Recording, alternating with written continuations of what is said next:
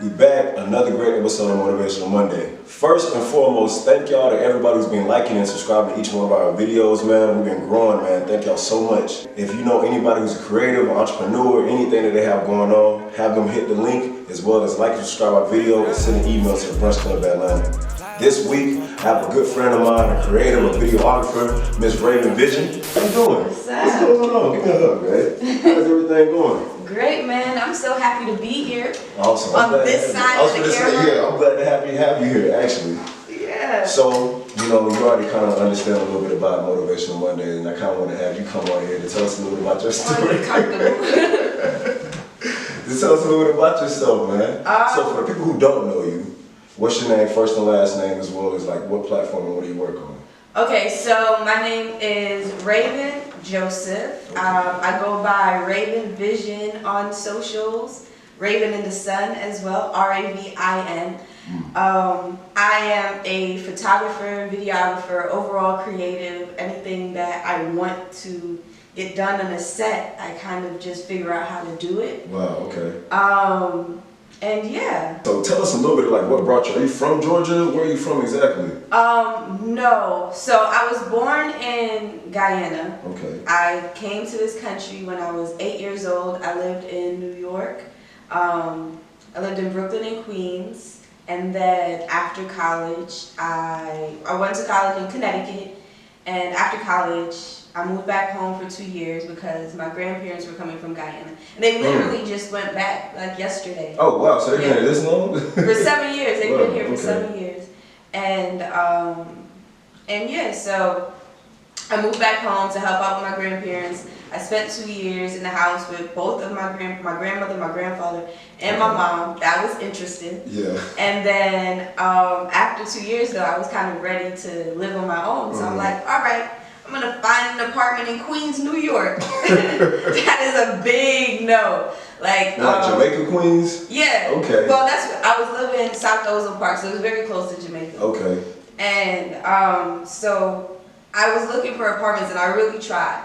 And I would go see these places, and my budget was at the time like $1,200. I was like, $1,200 should give me a lot. You in New York though? Yeah, no, it was this. This was like the last straw. I went to go see this apartment, and we had to walk up 3 flights. I was like, all right, at least we got on the time. There's no elevator. And I walk in, and I'm like, we're in a bedroom. Oh man, was it like a studio? It was a studio, and they had a pull-out bed. Yeah, it had one of those Murphy beds in the living room. It was a box. Yeah, and it was in the living room. Wow. And so if you pull the bed down, you can't open the door. Oh wow. Yeah. Yeah, no, I wasn't. That was So how could you cook there? the other wall, so the door across from the door was the kitchen wall, and then next to the kitchen was the bathroom. Oh wow, yes, yeah. Yeah, no, I couldn't live like that. And then I love space. I wanted space. And going to college in Connecticut, like, yeah, there's like apartments and stuff, but they're huge, and I didn't really want to move back because I don't like cold weather. Okay. So then I kind of like was thinking, okay, where can I go to? And I needed to be in the city, but I also wanted space, so Atlanta kind of fit that. Yeah, you do get a lot of space out here. Yeah. So when you made that decision to come to Atlanta, what was that? Something you told your friends, told your family about? You wrote down a plan? Or was it just like, I'm gonna just pray about it and then go? At that time, I was not like, because I journal daily now, but at that time I wasn't journaling. I was not, I wasn't writing my plans out. I would think them through. Like, I visually see where I want to be and where I'm going, but I wasn't writing at that point. And I was dating someone at the time, and I was looking for an apartment, and she was also looking for a place. So we decided, all right, we moved together. Oh, wow. And then when we made the decision to move to Atlanta, it was kind of like, all right, we know each other, we look out for each other. We could trust one another and stuff like that. Yeah. There's trust and all of that. So yeah, we packed up my Hyundai Elantra at the time, and we did visit first, and then packed up the. Y'all visited the city, or was y'all knew like Smyrna, like this area, or what? So I had no idea where we were staying. It was like, and we stayed at like a Super 8. Okay. like by like a Waffle House or something. At least y'all got to the Waffle House though. Yeah. But Yeah, the first time around, she actually, I think at the time had someone who was living here or something. And then one of my very close friends, Akeem, he was moving down here at the same time. So I was like, this just seems like right. It's making sense. It's making sense, you know. Yeah. And he was a photographer at the time, and I used to like assist for him. I didn't even like really own a camera at the time.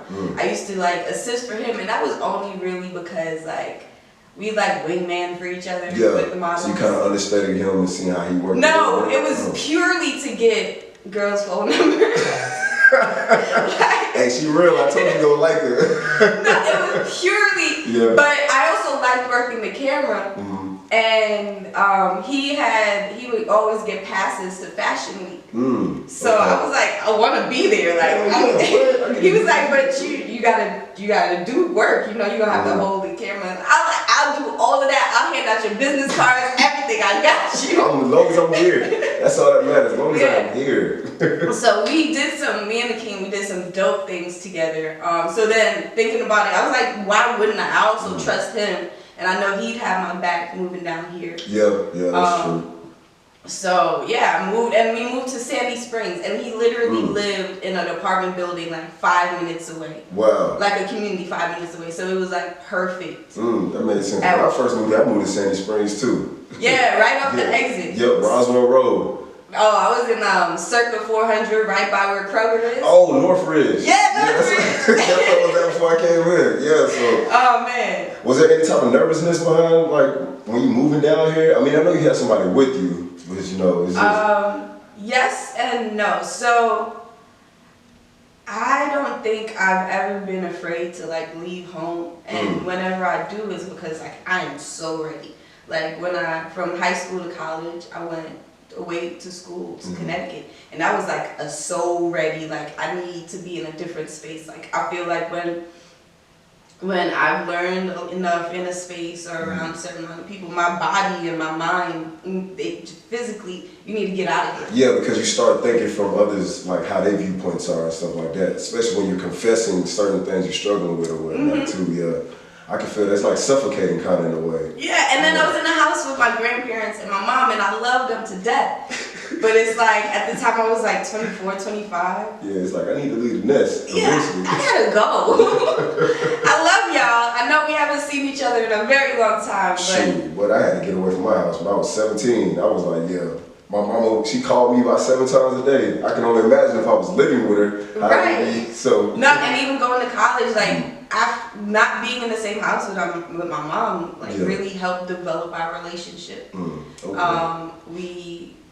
We are like really close now. It's weird to tell people this because people who like our relationship in when I was in high school knew like it was just she was a strict parent. Yeah. But now we're cool. That's awesome. She probably sees you more of equal now on her level. Yeah, and it's weird to even think of that because I still think I'm her little daughter. Like it's not even her putting that boundary on you or that. It's me. I'm like, no, mom, I'm your daughter. Like that's what's up. So I want to talk a little bit about your journaling because there's a lot of strength in that. And one of the things that I know I struggle with is like whenever I'm just at the house sometimes by myself, knowing I need to work on stuff or just need to like write what I'm going through. So explain like what was that? Was that something that somebody brought that into your life, or was it just like, you know, I really can't talk to many people about, you know what I'm saying, what I want to work on in my life or what I'm going through, so I'm gonna just write it down and then read back. So just tell me a little bit through that process kind of. Okay. So I've always like had journals. Like I have like stacks of journals from when I was younger. And some of it is just filled with like random lovesick poetry. Okay. Some of it is like your hope was romantic? Yeah, completely. And some of it is like I planned certain things. So my degree is in environmental science. Okay. And when I was in college, I would write out like all of the scholarships I wanted to apply to, all of the fellowships I wanted to apply to, and every single one of them that I wrote out, and I wrote that I really wanted this one, and I planned how I was going to get it and the things that I would do. Every time I did that, I got it. Wow. Yeah. Manifestation. And I didn't even know what it was. It was just like, I'm writing these things down, and this is how I feel, and this is how I see it happen, and I'm passionate about it.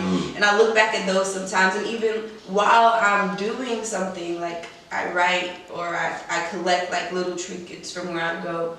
And I guess that's called scrapbooking. Yeah. And It's like a life scrapbook cover. Yeah, and it's just stuck in there. I don't do anything pretty with it. I just put it on a page, and maybe I'll write something, or maybe I'll just leave it there and think I'll remember what it means. That's beautiful, man. That's beautiful. But yeah, so I have like a bunch of those. So about a year and a half, 2 years ago, no, a year and a half ago or so, I went through a really bad breakup. The person I moved down here with, it was like almost 4 years or something. We broke up, and that was hard. Yeah, I can only imagine. Yeah. And I've never felt that way about someone, because I've never lived with someone other than a family member for that long. That's true. And you took a trip with that person to change your whole life. Yeah, like they became a part of your life when you moved down here. Absolutely. Yeah. They were my life in a sense, because at one point I didn't have no friends down here at all. And so I hadn't been journaling since I moved down here. Like, I write things here and there, but they're very like superficial. And so when I went through that huge breakup, it was like I was completely lost. Like, I saw myself as a couple in Atlanta. I didn't know how to be a single person in Atlanta. Like, that was weird to me. So, and then there were all the other things, like I was going through a lot emotionally from the relationship, because it wasn't the most healthy situation, especially towards the end. While I was in therapy, towards the end of therapy, I actually started journaling. I felt more comfortable, I guess, talking about my goals and creating new goals for myself. Oh, wow. So was there something of a time that you can go back to your books and like actually get like sources of motivation or trinkets to help you like going through stuff? Yes, even the way I write my notes too. Like it's like you're speaking to yourself when you're writing it, or is it just like, I need to do this? It's both. So I section it off. The top part of my journal is everything that I want to do in a day. Okay. So if I say I want to do yoga every day, that's going to be on the top part of my list. The middle part of my list is like self-care things that I should be doing every day that make me feel good. Like, I like seeing this, like making my bed. I love looking at my bed made up, but like, I ain't gonna make my bed. I don't like doing it. Put folded clothes down there for me. Yeah, or even like drinking 64 ounces of water. Oh yeah. That was stuff like that is in the middle, because like these things make me feel good, but I slack on it, so I need to see them as a reminder. Yeah. And then I guess I section it into 4 parts. So on the third part of the list, I put not daily tasks, but tasks that I need to get done that aren't necessarily reoccurring. And then the 4th part, I leave space to just write how the day went, how I'm feeling, how I got things done, or I'll just write. If something happened that day, I'll write about it.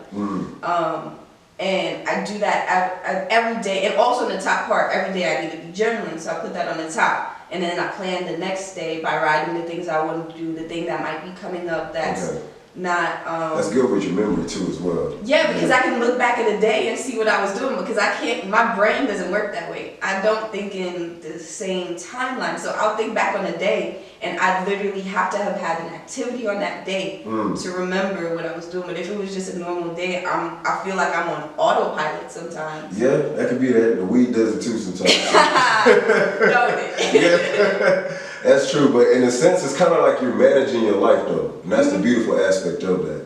Because there's a lot of times, I mean, we can get caught in a rhythm of just waking up, and then if we wake up the wrong way, the rest of our day is like kind of off track. Yeah. And it's just doing certain things like, okay, I was used to be told as a young age, make your bed before you go downstairs, before you get anything to eat. And it's like, I used to hate it when I was younger, but now that I see it, me doing it as an older, it's like, okay, I got one player up right now. I'm starting off on the right leg. So I feel like, managing your life is something important. I feel like as we get older, we kind of lose sight of that because we're being managed by so many people, as well as when it comes to like our workforce, when it comes for us to make money. And I feel like in the grand scheme of things, it's like we got to get back to our grassroots of us, because this is the life that we're living.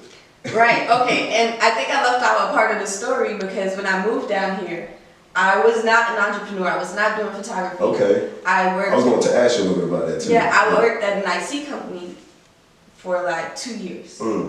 And it was like... It's like programming? I was in the program. No, I worked like in administrative and the marketing department, like combined.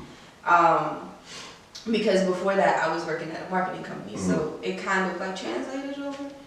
But yeah, it got so monotonous though, because I'd go into work and I wouldn't be working on any of my personal goals or my things outside of work. So I'd leave work feeling upset because I know I don't have the energy to like give myself, and even at the time my relationship, that was really what it was. It was just like I would be so upset, like I spent all this energy at this job that I don't even like that much. Yeah, and then by the time you get home, the only thing you can do is go to sleep. Right. And so I ended up leaving that to be I guess I started doing like real estate photography. I picked up the camera while I was working there and I liked it, and I was like, all right, I'll figure out how to make money doing this. Okay. I kind of forgot the track that we were going with this. Well, first off, we were talking a little bit about what brought you here, the risk that took you here. Yes. And then we coincided and asked you a little bit about your journaling.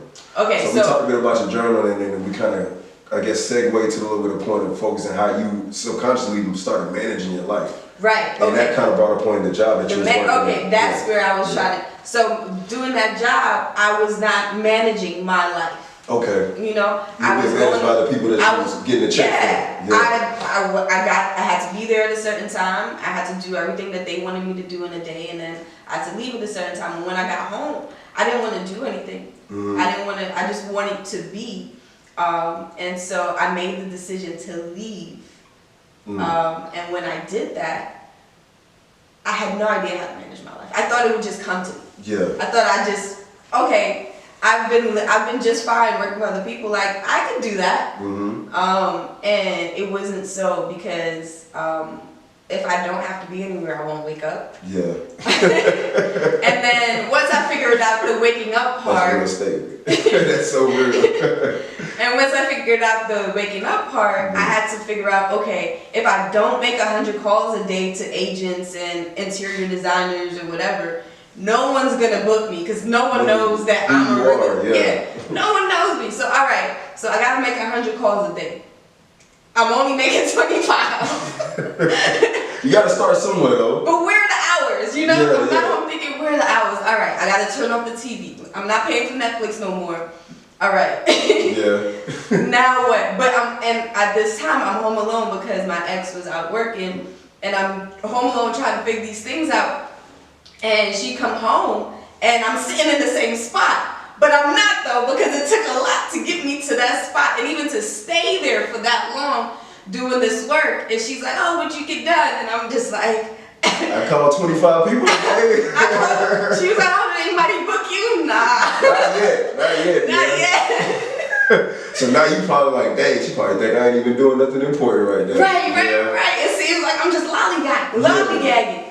And so I was she working? Was she an entrepreneur? Was she just? She's a nanny. So in a sense, yes, but her life was also managed by the family she worked for.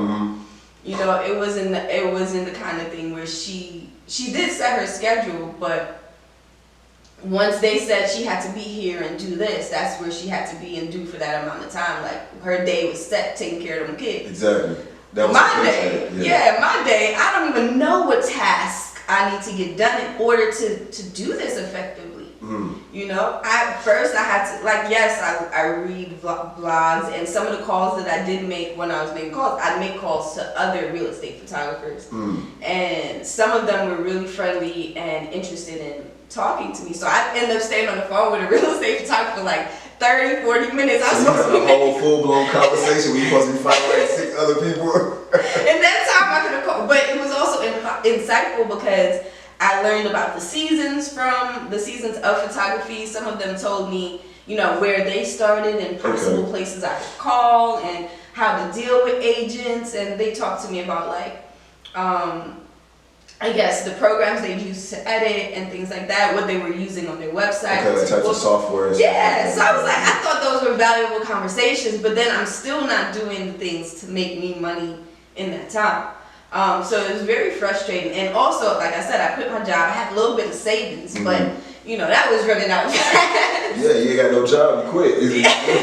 You gotta do something. Yeah, you know, so then I started doing things like Uber Eats and things like that. And then again, managing my time. All right, I'm going to do Uber Eats or drive Uber or do Postmates for this set amount of time.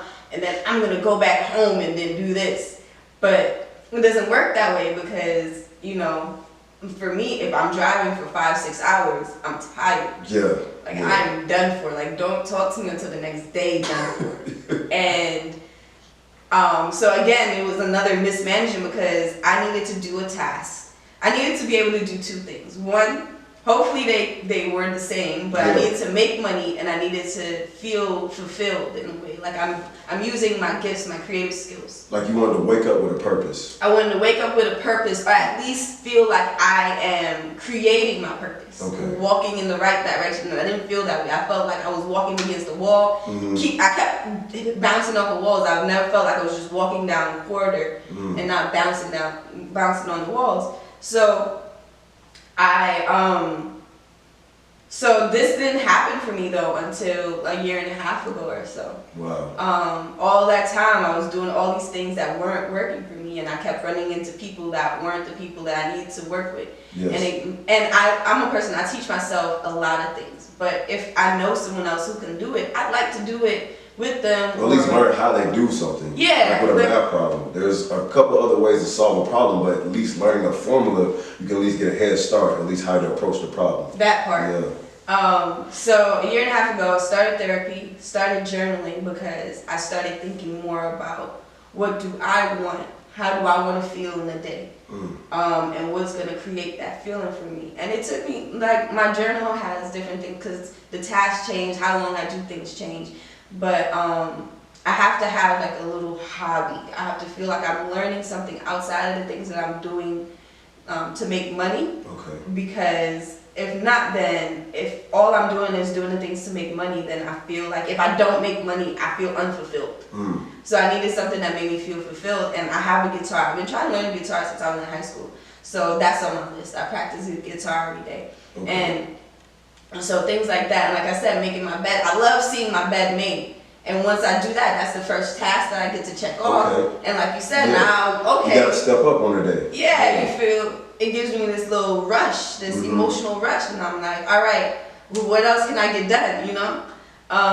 And so managing my life has been like, I've had meetings, you know, sometimes. You had conference calls with your brain? Conference calls, like come here, Ravin Vision. I gotta talk to you right now. Yeah, management says you need to stop spending.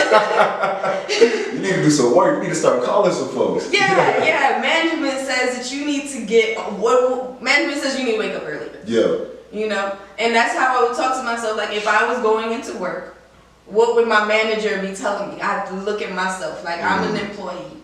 And rate myself. Am I fired? Yeah. Am I on suspension? Is this a warning? You ever had to fire yourself? You ever had to fire or put on probation for a little bit? Like, hey, you need to stop for a second. Because I have a dog. I used to make his food every 3 days. But, you know, managing all the other times, sometimes I'd slack. And now I gotta put a can of tuna on the stove because I forgot to make him his regular food. And your dog looking at you like, this ain't yesterday. Right, it was just potatoes and tuna. Like, what are you doing? And so, about 2 months ago, I fired myself for making my dog's food, and I spend the money now to have his food delivered. Okay. His food is there ahead of time. He does not look at me crazy. But it was just something that I didn't need to be doing, and I started doing it because it was less expensive, and again, I managed my money really well, so I had a very set budget. So it was easier to buy the individual ingredients and make it for him than to have dog food sent to the house. Yeah, that's beautiful. Or even to pick them up, because my dog has a sensitive stomach. So it was a lot that went into that. I was like, I don't want a vet bill. It's like a child kind of in a sense, yeah. Yeah. So, but he's good. Now I gotta buy, the expensive stuff for him. But that responsibility also helps me manage, because I wake up. Like I said, if I don't have anything to do, I'm not gonna wake up. But my dog at 10 a.m., if I'm not up by 10 a.m., my dog Pepper is waking me up. That is my responsibility. Yeah, my dog do it too, and then start whining if you ain't out outside. Man, like 10 like, all right, I gave you till 10. And I'm like, bro, you just saw me go to bed at 6. Yeah. Well, I think it's beautiful, like, that you're on here right now, because just the simple fact of, like, you approaching being an entrepreneur is completely different than everybody else. And I think the beautiful aspect of that is just the fact of there is no right or wrong way to live life. It's just whenever you, like what you said earlier about once you really find your purpose or create your purpose. Because a lot of times people get caught up whenever they're meeting somebody. What do you do? Well, a lot of times I don't want to say I work for a distributor, I sell this, because that's not what I know my destination is. But I'm on a journey of creating, which means that there's certain things that you're going through, i.e. you want to get girls' numbers, so I'm going to hang out with my friend, and I just found a love for photography, or videography. Like I found that over the track of me just creating my surroundings and doing what makes me happy. And I feel like in the grand scheme of things, everybody wants to be happy, but nobody really knows how to manage their life. And I feel like that's the aspect of like where we get caught into like a rhythm of depression, or just the fact of trying to learn how to catch up. And we really don't need to catch up, we just need to understand the direction to go to. And then have a little checklist, make my bed. Yeah, and it can change. Yeah, it doesn't have to be what you wanted at the beginning of the year does not necessarily have to align with what you wanted at the end, as long as you learned something along the way, you made adjustments, and now you may be going in a totally different direction, but as long as you're happy with it, then everyone else's opinion doesn't matter. And also, we're all experiencing life at different levels. We're not all on the same level. I can't compare my life to your life, because we've lived completely different lives. That's true. We've gathered different information over the years in order for us to be where we are right now. But it just so happened that we collide and we're able to do things like this together because we're on a similar path. Yep, and we're able to learn and at least have a conversation of understanding. And like the biggest thing that I kind of want to talk about, and that was actually the reason why I wanted to have you come on the show, just the fact of like understanding how to separate your emotions and like people from who you are and where you want to go. And I feel like when you said your family was something that you was close to and you had to leave, and then you actually taking a trip down here to somebody you was in a relationship with, I feel like that plays a little bit of a role in how we view what we're doing, or kind of rank where, okay, I should be a little bit more successful, I should be a little bit higher there, because it's kind of based on the fact of approval from the outside world when it's not you. And that's it's hard, it's very hard, because it's like you said, that was somebody who's a part of my life. And it's like my life in this point was going this direction based upon the opinions of who I let in. And I just feel like overall, no matter what, we all playing the game of Monopoly. And I play Monopoly on Friday, that's what we use that for. But we all playing the game of Monopoly, and we all trying to will and understand. We want to not allow money to be, you know, our definition of success, but we can be happy, but if we don't have the money to take care of, put food in our mouth, we kind of put our like dreams on the back burner a little bit, you know? Yes. So securing livable income is so important, because once you have enough money to live the day to day, and that gives you the time to create. Once you do that in a way that's like low impact. I really love low impact exercise, low impact like money making. That's my jam, like yoga. Yeah. But once I was able to figure out how to consistently make enough money to pay my bills, and then I made a budget, a very strict budget for myself that I'm back on now, because for a little while, you know, I was getting enough money in excess. I was like, all right, I'm gonna start eating out. Yeah. But once you start, I got a manager coming back in now. Yeah, my manager was like, Ravin, you gotta pull back now where the receipts at. Yeah. And so it's kind of like, because the more money I spend, the more time I have to spend making more of it in order to buy more equipment, because I shoot in my house. Everything that I do is at my house now. I used to go to other studios. I used to try to find other locations to shoot and things like that. But for me, depending on other people and the whims of their life, you know, that wasn't very sustainable. Yes. So the whole going back to like having other people's opinions matter, like I spend a lot of time like that. Like my ex, we planned this life together, and it wasn't necessarily the way that I saw my life going all the way.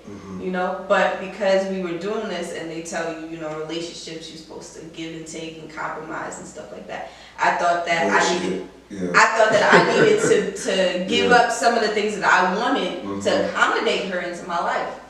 And that caused a lot of pain for me, and I didn't even know it. Like, I didn't know that I was doing that. Wow, yeah. And so I stopped caring about what people think or what people say or how people expect me to look or be, because this is where I am right now. This is what I have to give to y'all. Yep. It is either you want to listen to me and look at the things that I'm presenting, or you don't. I'm not for everybody, but there's someone out there that's gonna be able to relate to my photos that are going to want to look the way that I make people look in photos, or that's gonna want to work with me for something, on something, and that's just the way I live. That's the beauty of it. Yeah. It is, because at the end of the day, it's like you're creating, like I said earlier, you're making people's dreams come to life. You're creating their vision, what they want to see. And my vision isn't like everyone else's. Exactly. You know, and not everyone else gets it. But most time people trust me with their vision. Like, and I honestly really appreciate that. Like, I really appreciate people trusting me to do these things, because sometimes I feel like I'm so unique in that no one's gonna understand what I'm saying, or no one's gonna see that. Yeah. No one's gonna get what I meant there. And then there's always someone that does or gets really, really close to like figuring it out. And I'm like, wow. People really vibe with me. People really are understanding what I'm putting out. So right now I'm working on the series called Watch Me Work. Okay. Yeah. And I've been trying to figure out a format to do it for like so long. I started filming initially back in December. Okay. I had filmed myself doing photo shoots, and at the time I had the studio in a smaller room, and then I had like a living room set up with the TV up and everything. And when I did those videos, I was like, this looks really tiny. And then I kept like, I was like, how can I get more space? And I'm like, wait a second. Why do I have a whole living room? I live by myself. Yeah. I don't like entertain. I mean, I like having people over, but everyone that comes over, it's usually friends that are also creatives. So we end up in front of the computer. And y'all working. Or we're working, or they're like, oh, where's your guitar? And now we're sitting on the floor jamming or something, like, or sitting in one of my chairs jamming. So I'm like, all right, I had this like double lazy boy.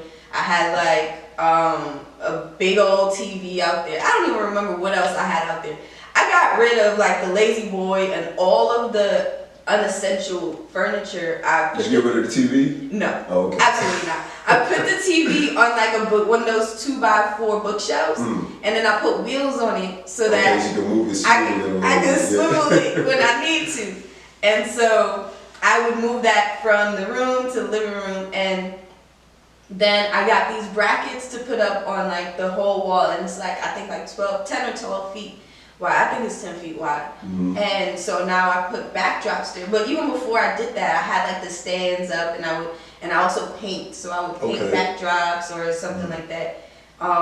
So it was just kind of like, I was, again, for the reason of people pleasing, I had this whole living room set up in order to entertain people that only really came around. I didn't really have no thinking for them. Yeah, at that time I didn't even really have no friends. Yeah. Like, who am I entertaining? And every time I did do something, people are always inviting me somewhere. Nobody really coming over like that. That's true. Yeah. It's like you wasting space right there. Right. That whole goal. It's like I never wanted a dining room table for the same reason. Cause like I don't eat at a table. And so I did that, and it just opened up my mind creatively, because now I can shoot in my house anything I wanted. I can buy any colored backdrop, put it up there, or I can paint anything that I want, put it up there, and then invite someone over. And now I'm entertaining. Yeah. But it's like, we're not sitting around watching. It's a different type of entertainment too. You're entertaining yourself, because now y'all working. Right. And it's just, I guess it's easy to be creative when your space is empty, when the living room is empty and everything is packed up and looking perfect. Not my living room, my studio. My studio is empty. I can see everything, and I'm like, okay, this is what I want to do today. Or people booking me now. Like I don't put it out there that I put it out there that I'm a photographer, but I never put like booking out there. People always just hit me up because I just never felt ready to do it yet. Yes. But people have still been hitting me up, so I'm at the stage now where I'm like, all right, I need to put out some booking information and really like figure out Brand how I want to brand myself. Well, I can't wait to see Ravin Vision 5 years from now. Oh my gosh, that's what I'm really looking forward to. Like, I love making these videos right now, but I'm gonna be so consistent with it that it's like from that. It's gonna be beautiful. In 5 years, I'm gonna be the bomb.